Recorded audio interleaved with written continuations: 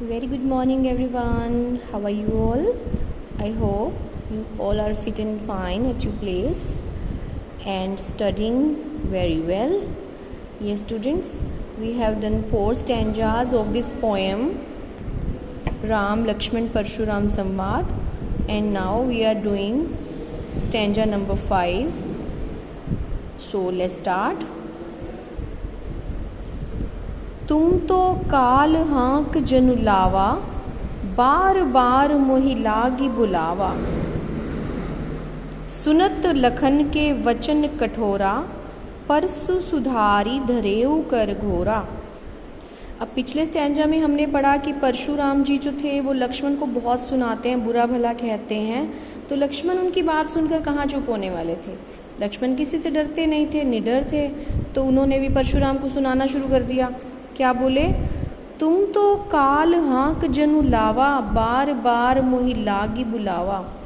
तुम तो ऐसा लगता है जैसे मेरे लिए काल को हाँक कर बुला रहे हो। काल यानी मृत्यु, जनु मीन्स उत्प्रेक्षा अलंकार लगा हुआ है, मानो।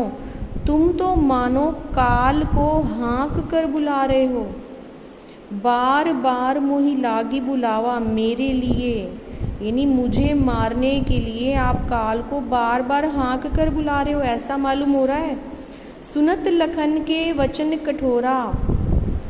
अब लखन के यानी लक्ष्मण के कठोर वचनों को सुनकर परसु सुधारी धरेऊ कर घोरा।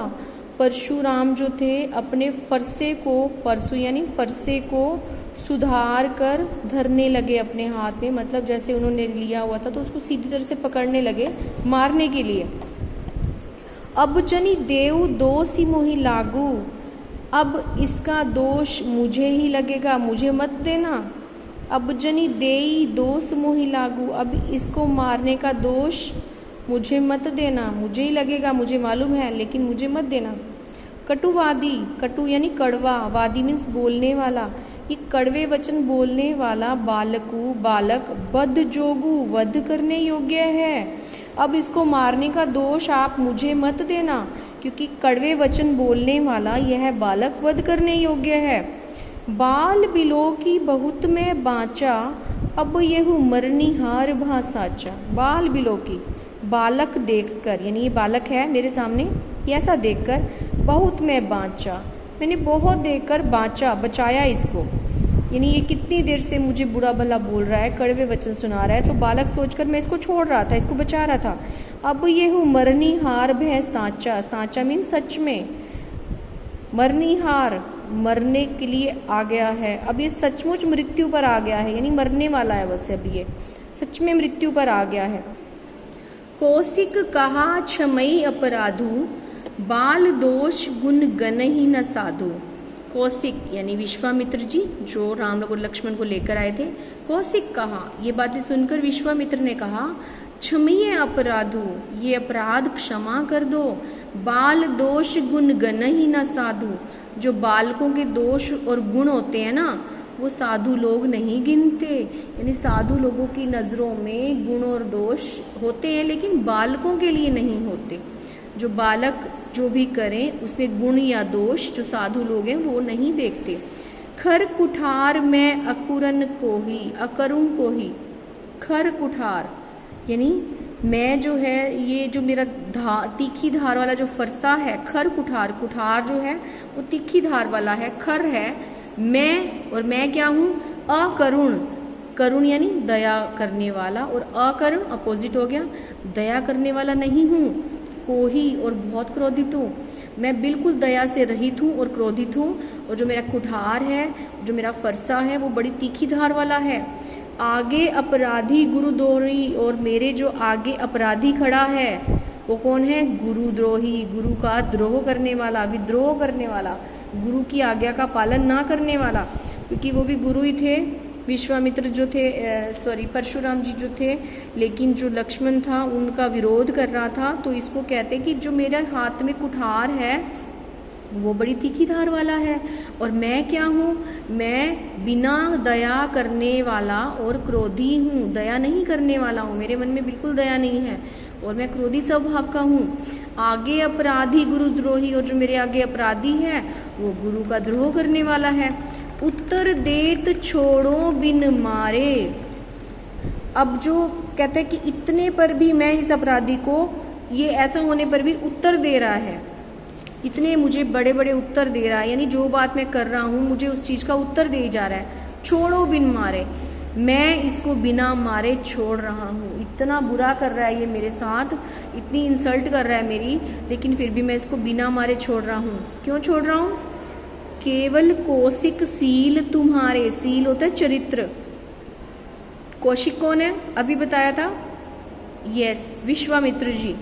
केवल कौशिक सील तुम्हारे, हे विश्वामित्र जी, केवल आपके चरित्र के कारण मैं इसको बिना मारे छोड़ रहा हूँ, नहीं तो ये इतना बड़ा अपराधी है, गुरुद्रोही है, मुझे बात बात पर उत्तर दे रहा है, मैं इसको मारे बिना नहीं छोड़ता। नैते यही काटी कुठार कठोरे, नहीं तो, नैते नहीं तो, ये ही यहीं पर काटी कुठार, अपने कुठार कठोर से, कठोर जो मेरा फरसा है उससे काट डालता इसको। काटी मीन्स काट डालता, कुठार मीन्स फरसा, कठोरे मीन्स कठोर, जो मेरा कठोर फरसा है उसी से मैं यहीं काट डालता। गुरु ही उऋण होते हूँ श्रम थोरे, अपने गुरु के ऋण से उऋण हो जाता, गुरु का ऋण उतार देता, ऋण से उऋण हो जाता। ये उऋण बेटा अवधी भाषा में लिखा हुआ है, वैसे हम ऋण इस तरह से लिखते हैं।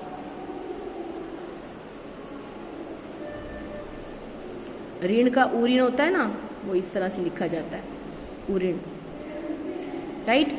गुरु उरी और ऋण होते हूँ श्रम थोरे, और मैं गुरु के ऋण से अभी थोड़े ही श्रम में, थोड़े से परिश्रम में ही उऋण हो जाता। थोड़े मीन्स थोड़े, थोड़े से ऋण में ही उऋण हो जाता, गुरु का ऋण उतार देता।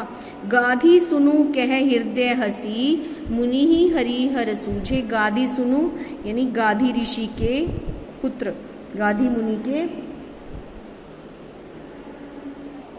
गाधी सुनु जो है विश्वामित्र के लिए यूज किया गया है। गाधी सुनु कह, गाधी सुनु ने अपने मन ही मन में कहा, विश्वामित्र जी ने अपने मन ही मन में कहा, हृदय यानी मन ही मन, हंसी, हंसने लगे।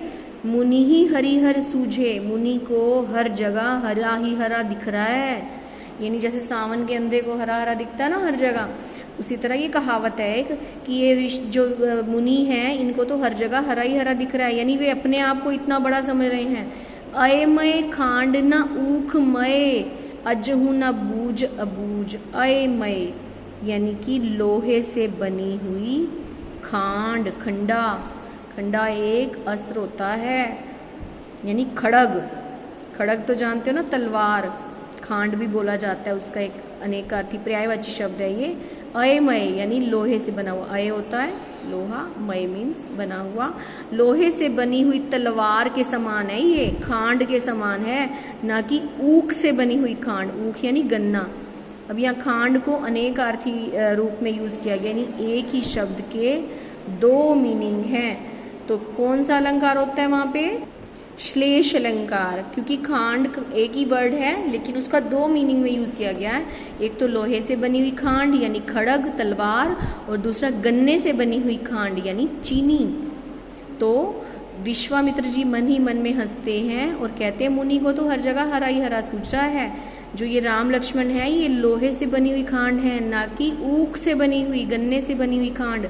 अजहू ना ऊज अबूझ, ये अभी भी इनके प्रभाव को समझ नहीं पा रहे हैं। बूझ अबूझ, अभी भी ना समझ बने हुए हैं, इनको समझ नहीं पा रहे हैं, क्योंकि राम और लक्ष्मण ईश्वर हैं, राम तो ईश्वर है, लेकिन जो परशुराम जी हैं वो उन्हें साधारण बालक समझकर भरा बुरा बोले जा रहे हैं। तो जो विश्वामित्र जी हैं वो इसलिए कहते हैं कि जो राम लक्ष्मण है कोई गन्ने से बनी हुई खांड नहीं है जो पल भर में पिघल जाएंगे, यानी उनको वो मुंह में डालते ही गला देंगे। ये तो लोहे से बनी हुई खांड है जो इन पर किसी भी तरह समय वार कर सकती है। ओके बेटा, तो 5th stanza is completed. In the next video we will do last stanza. Okay, do it very well and solve the questions. Have a good day.